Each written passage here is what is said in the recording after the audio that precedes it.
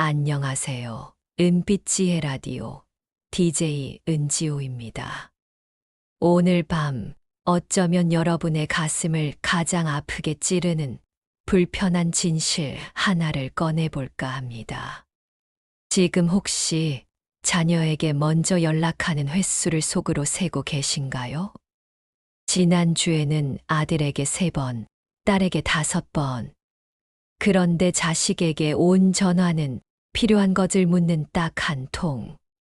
그 연락의 횟수가 당신의 노년의 외로움을 가늠하는 기준이 되고 있다면 우리 모두 솔직히 인정해야 합니다. 당신은 지금 노년의 투명인간 증후군의 위험 경계선에 서 있습니다. 평생을 바쳐 키운 자녀의 집에서 혹은 오랜만에 방문한 가족 모임에서 내 목소리가 마치 TV의 배경음처럼 취급받는 경험. 내 이야기가 시작되자마자 아이들이 스마트폰 화면으로 시선을 돌리는 그 찰나의 순간. 가슴이 철렁 내려앉는 이 고통은 외로움을 넘어선 자기 존재의 부정입니다. 자녀들이 나를 엄마, 아버지가 아닌 필요할 때 찾아 쓰는 도구나 자동응답기처럼 대할 때 느끼는 그 공허함과 분노. 이 감정은 숨겨진 고통이며 당신의 삶을 침식하는 가장 강력한 불안감의 원천입니다. 더 무서운 것은 자식이 내 앞에서 당당하게 나를 돌봄의 대상이 아닌 없어도 되는 존재로 분류하는 그 결정적인 순간입니다. 엄마는 요즘 뭘 잘 모르잖아. 아버지는 그냥 쉬고 계세요 라는 말로 끝나는 것이 아닙니다. 심지어 어머니, 저희가 지금 집이 급해서요. 어머니 노후 자금에서 저희 전세금 좀 보태주시면 안 될까요? 라고 내 삶에 남은 예산까지 마음대로 논하는 그 순간, 우리는 그제서야 깨닫습니다. 내가 이들의 삶에서 유산으로만 존재하고 있을 뿐, 존경받는 독립된 인격체가 아님을. 우리의 노년은 자녀의 스케줄에 맞춰 대기하는 응급 콜센터가 되어서는 안 됩니다. 이 시간 우리가 놓치고 있는 자기 존중이라는 최종 해결책을 함께 찾아봅시다. 오늘 이 시간을 통해 더 이상 자녀의 그림자로 살지 않고 내 삶의 주연으로 당당히 복귀하는 용기를 얻으시길 바랍니다. 왜 우리는 자녀의 무관심 앞에 속수무책으로 무너질까요? 표면적인 원인은 세대 차이나 바쁜 세상에 있지만 그 밑바닥에는 우리 시니어 세대만이 가진 3가지 뿌리 깊은 심리가 숨어 있습니다. 이 심리들을 명확하게 해부해야만 문제를 해결할 실마리를 찾을 수 있습니다. 첫째, 헌신 중독이라는 착각 사랑인가, 대리 만족인가. 우리 세대는 자식을 위해 희생하는 것을 최고의 미덕이자 사랑의 증명으로 여겼습니다. 하지만 심리학적으로 볼 때 지나친 헌신은 종종 역할 중독에 가깝습니다. 자녀의 성공을 내 삶의 목표로 삼고 그들의 삶에 개입함으로써 나의 존재 가치를 증명하려 했던 것입니다. 문제는 이 역할이 끝나는 순간, 즉 자녀가 독립하여 더 이상 나를 필요로 하지 않는 순간, 내 삶의 목적 자체가 사라지면서 극심한 공허함과 무가치감을 느끼게 된다는 것입니다. 자녀가 나를 필요로 하는 콜을 기다리는 것은 그 공허함을 잠시라도 메우려는 무의식적인 노력인 셈입니다. 자녀의 삶에 대한 과도한 몰입은 결국 나의 삶을 잠식합니다. 둘째, 노년의 자기 비하, 무의식 스스로를 퇴물로 여기는 그림자. 퇴직과 함께 사회적 지위를 잃은 많은 시니어들은 스스로를 경쟁력 없는 존재, 혹은 시대에 뒤떨어진 존재로 인식하기 시작합니다. 노년의 자기 비하라는 이 무의식은 자녀의 작은 무관심이나 조언에 대한 가벼운 무시에도 걷잡을 수 없는 상처를 입게 만듭니다. 내가 요즘 뭘 안다고 라는 생각을 스스로에게 주입하면서 자녀가 나를 무시하는 것이 어쩌면 당연하다는 위험한 결론에 도달합니다. 내가 나를 존중하지 않는데 자녀가 나를 존중해 주기를 바라는 것은 심리적으로 모순입니다. 이 무의식은 자녀가 아닌 스스로가 만든 감옥입니다. 셋째, 관계의 미숙함에 대한 변명 부모 자식 관계라는 안전지대. 평생 자녀와 가정을 중심으로 살아오면서 우리는 부모 자식 관계라는 극도로 특별하고도 안전한 관계 속에만 머물렀습니다. 이 관계는 무조건적인 사랑과 헌신이 통용되는 유일한 관계이기에 다른 일반적인 인간, 대인간의 건강한 관계 맺기 능력을 키우지 못했습니다. 노년이 되어 이 안전지대 밖으로 나와야 할 때 취미 모임, 학습 공동체, 새로운 친구 그룹 등에서 관계를 맺는 것에 극심한 불안감과 어려움을 느낍니다. 결국 외로움을 해소할 창구가 자녀밖에 없게 되고 자녀에게 모든 감정적 기대를 몰빵하게 되면서 무시당할 위험이 기하급수적으로 커지는 것입니다. 자녀에게 모든 기대와 애정을 쏟는 것은 노년의 삶을 스스로 위험에 빠뜨리는 일입니다. 왜 우리는 자녀의 무관심 앞에 속수무책으로 무너질까요? 표면적인 원인은 세대 차이나 바쁜 세상에 있지만 그 밑바닥에는 우리 시니어 세대만이 가진 세 가지 뿌리 깊은 심리가 숨어 있습니다. 이 심리들을 명확하게 해부해야만 문제를 해결할 실마리를 찾을 수 있습니다. 첫째, 헌신 중독이라는 착각 사랑인가, 대리 만족인가. 우리 세대는 자식을 위해 희생하는 것을 최고의 미덕이자 사랑의 증명으로 여겼습니다. 하지만 심리학적으로 볼 때 지나친 헌신은 종종 역할 중독에 가깝습니다. 자녀의 성공을 내 삶의 목표로 삼고 그들의 삶에 개입함으로써 나의 존재 가치를 증명하려 했던 것입니다. 문제는 이 역할이 끝나는 순간, 즉 자녀가 독립하여 더 이상 나를 필요로 하지 않는 순간, 내 삶의 목적 자체가 사라지면서 극심한 공허함과 무가치감을 느끼게 된다는 것입니다. 자녀가 나를 필요로 하는 콜을 기다리는 것은 그 공허함을 잠시라도 메우려는 무의식적인 노력인 셈입니다. 자녀의 삶에 대한 과도한 몰입은 결국 나의 삶을 잠식합니다. 둘째, 노년의 자기 비하, 무의식 스스로를 퇴물로 여기는 그림자.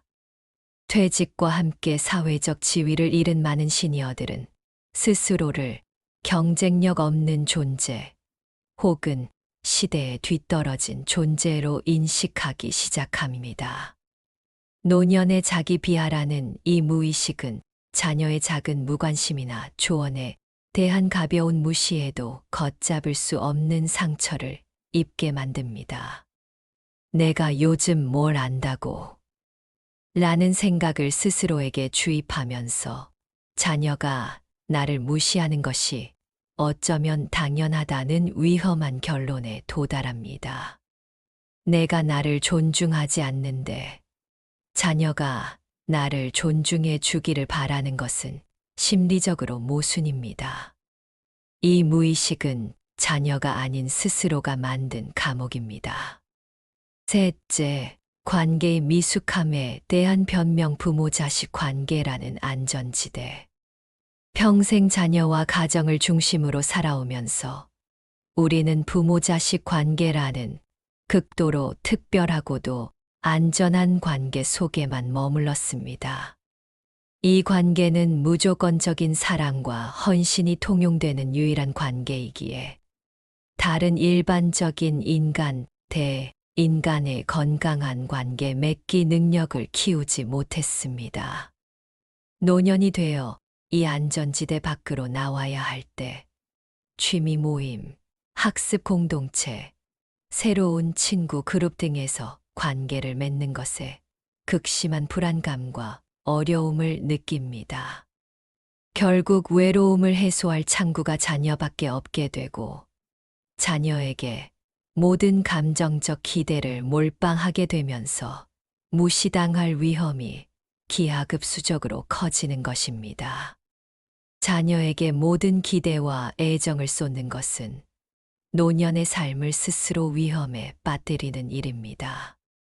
자, 이제 이 세 가지 심리가 우리의 일상에서 어떻게 고통으로 발현되는지 세 분의 사연을 통해 깊이 이입해 봅시다. 이 이야기는 단지 타인의 이야기가 아니라 우리의 거울일지도 모릅니다. 세 분의 사연을 듣고 내 사연이다 싶으신 사연의 숫자를 댓글에 남겨주세요. 첫 번째 사연을 잘 듣고 내 이야기다 싶으시면 댓글에 숫자 1을 남겨주세요. 냉장고의 메아리를 듣는 박 여사님 이야기. 박 여사님은 시골에서 깨십, 고추 등을 정성스레 농사지어 아들 내외가 올 주말만을 손꼽아 기다렸습니다. 명절이 아닌 평소 주말에 온다는 소식에 새벽부터 일어나 갈비찜과 잡채를 준비했죠. 며느리가 오자마자 어머니 너무 바쁘셔서 오래 못 있어요. 잠깐 들렀어요. 라는 말에 여사님은 괜찮다고 애써 웃었습니다. 30분. 그들이 머문 시간은 정확히 30분이었습니다. 손주들이 챙겨온 새 장난감에만 정신이 팔려 여사님은 그저 뒤에서 흐뭇하게 바라보는 역할이었습니다. 그들이 돌아간 후 여사님은 현관문을 닫고 차가운 냉장고 문을 열었습니다. 며느리가 어머님, 저희가 깨씹은 안 먹어서요. 라며 가져가지 않은 밑반찬 통들이 꽉 차 있었습니다. 여사님은 그 주 내내 밑반찬을 먹었습니다. 냉장고 문을 열고 닫는 텅 소리만이 고요한 시골집에서 유일하게 들리는 말소리였습니다. 여사님은 문득 자신이 이 집의 주인이 아니라 밑반찬 보관소를 지키는 존재가 된 것은 아닌가 하는 뼈아픈 생각을 했습니다.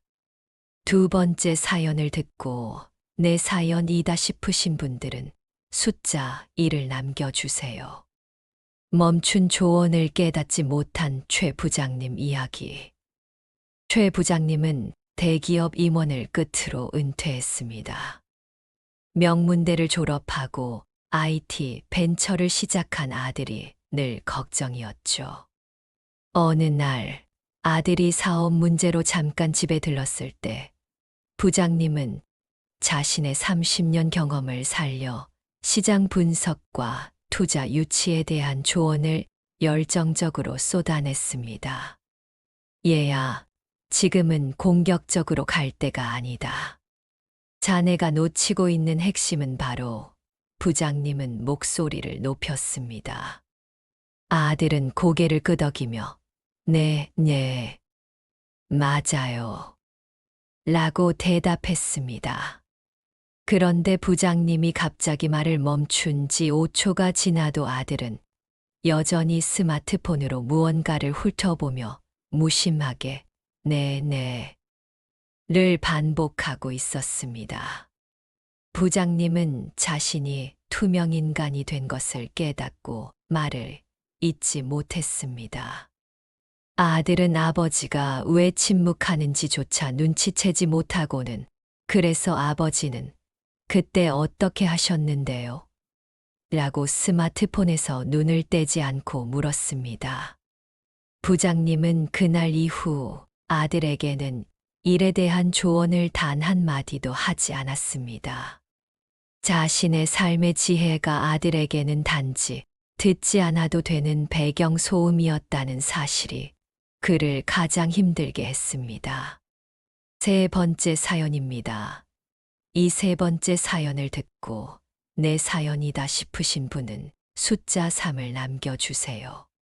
유산선 지급을 요구받은 김 여사님 이야기. 김 여사님은 10년 전 자녀의 결혼과 함께 살던 아파트의 명의를 아들에게 넘겼습니다. 결국 내거 될 건데 미리 증여하는 게 낫다는 남편의 말 때문이었죠. 그 후 아들 내외가 그 집에 들어와 살게 되었고 여사님 부부는 근처 작은 빌라로 이사했습니다. 여사님은 손주를 보러 아들 집을 방문할 때마다 며느리에게 김치통 위치부터 청소 방식까지 지침을 받아야 했습니다. 자신이 살던 집에서 손님도 아닌 외부 조력자 취급을 받고 있었습니다. 그러던 어느 날 아들이 여사님 부부를 앉혀놓고 조심스럽게 입을 열었습니다. 엄마, 저희가 지금 집이 너무 급해요. 대출 이자 때문에 정말 힘든데. 엄마 아빠 노후 자금으로 모아둔 것, 저희 전세 보증금으로 미리 선지급해 주시면 안 될까요? 아들은 여사님의 남은 삶을 위한 최소한의 국경선인 노후 자금까지 침범하려 했습니다. 여사님은 충격에 아무 말도 할 수 없었습니다. 아들은 여사님의 침묵을 긍정의 신호로 받아들이고는 어차피 나중에 저희가 다 돌봐드릴 건데 미리 받아서 저희가 기반 잡는 게 더 낫잖아요. 라고 덧붙였습니다. 여사님은 깨달았습니다. 명의를 넘긴 순간부터 자신이 유산을 지닌 존재로만 취급받고 있으며 자신의 노년은 자녀의 경제적 성공을 위한 예산으로 분류되었음을요. 그녀의 목소리는 완전히 사라졌고 그날 이후 심각한 우울증을 겪기 시작했습니다. 깊은 고통의 서사를 들었습니다. 이 고통에서 벗어나 자기 존중을 되찾는 길은 오직 하나, 자녀에게 의존하지 않는 나를 완성하는 것입니다. 이제부터 당장 실천할 수 있는 노년의 자기 존중을 위한 3대 독립 선언을 제시합니다. 이것은 단순한 취미 활동이 아니라 당신의 존재 가치를 복원하는 혁명적인 실천법입니다. 첫째, 시간 주도권 선언, 나만의 성지 확보 및 외출 의무. 가장 먼저 자녀의 시선과 관계없이 내가 가장 몰입하고 가장 나다워지는 나만의 영역을 확보해야 합니다. 이것을 우리는 나만의 성지라고 부릅시다. 단순히 취미를 넘어서 일주일에 최소 3번 이상은 자녀에게 없는 나만의 스케줄로 집 밖을 나서야 합니다. 이는 외출 의무입니다. 이 영역은 독서 모임, 외국어 학습, 지역사회 봉사, 심지어 동네 도서관에서 책을 읽는 시간이라도 좋습니다. 이 성지에서의 활동은 당신에게 새로운 사회적 역할을 부여하고 자녀에게는 없는 나만의 가치를 증명해 줍니다. 자녀가 당신에게 연락했을 때, 미안하다. 나 지금은 바빠서 통화 못해. 저녁에 다시 할게. 라고 말할 수 있는 당당한 거절권과 시간의 주도권을 갖게 됩니다. 스스로 바쁜 사람으로 살아야 자녀도 당신을 함부로 대하지 못합니다. 당신의 시간은 당신만의 자산입니다. 둘째, 경제적 국경선 선언 노년 자산의 무조건적인 독립. 김 여사님의 사연에서 보았듯이 노년의 존중은 경제적 독립에서 나옵니다. 자녀에게 재산을 증여하거나 생활비를 지원하는 것을 미덕으로 여기지 마십시오. 당신의 노년 자산은 당신의 자유와 존엄을 지키는 국경선입니다. 이 국경선을 무너뜨려서는 안 됩니다. 자녀에게 어쩔 수 없이 큰 금액을 지원해야 할 경우라도 반드시 차용증을 작성하고 합당한 이자를 요구하는 훈련을 하십시오. 이는 돈을 받기 위함이 아니라 자녀에게 공짜는 없다는 경제적 존중의 원칙을 교육하는 것입니다. 이 실천은 자녀에게 당신의 재산이 물려받을 유산이 아닌 현역으로 활동 중인 시니어의 자산임을 명확히 각인시켜 줍니다. 경제적 독립은 감정적 독립의 필수 조건입니다. 셋째, 감정적 기대제로 선언 자녀를 인간 대인간으로 대할 것. 가장 어렵지만 가장 중요한 해결책입니다. 자녀에게 거는 부모에 대한 도리와 무조건적인 사랑의 보답이라는 기대치를 완벽하게 제로로 만드십시오. 자녀를 부모 자식 관계의 특별한 존재가 아니라 이웃집 청년이나 직장 동료와 같은 인간, 대인간으로 대하는 연습을 하세요. 자녀가 당신에게 예의 바르게 행동하고 먼저 안부를 묻거나 도움을 줄 때만 긍정적으로 반응하십시오. 무시하거나 의무적인 태도를 보일 때는 감정적인 동요 없이 대화를 짧게 끊거나 반응을 최소화하십시오. 이는 복수가 아니라 당신의 감정을 자녀의 행동에 종속시키지 않는 감정적 독립 선언입니다. 기대가 없으면 실망도 없습니다. 기대 대신 나의 성질을 가꾸는데 에너지를 쏟으세요. 오늘 우리의 대화가 여러분의 가슴에 작은 불씨를 지폈기를 바랍니다. 이제 듣는 것을 넘어 행동할 시간입니다.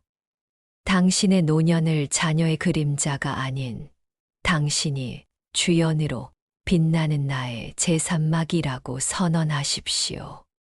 그리고 이 제3막을 위한 첫 번째 실천 계획을 세워보는 겁니다. 혹시 지금 이 방송을 듣고 계시다면 댓글창에 당신이 세운 나의 성지 계획을 간단하게라도 적어주세요. 저는 내일부터 매일 아침 7시 동네 뒷산에 올라 해를 보며 나를 위한 명상 30분을 할 겁니다. 저는 잃어버린 붓글씨를 다시 시작할 겁니다. 일주일에 2번, 저녁 7시에는 절대 누구의 연락도 받지 않을 겁니다. 저는 30년 만에 새로운 친구를 사귈 용기를 내어 다음 달 지역 문화센터의 스마트폰 활용 강좌에 등록할 겁니다. 여러분의 실천 계획을 댓글로 남겨주시면 그것은 당신 자신과의 가장 강력한 약속이 됩니다.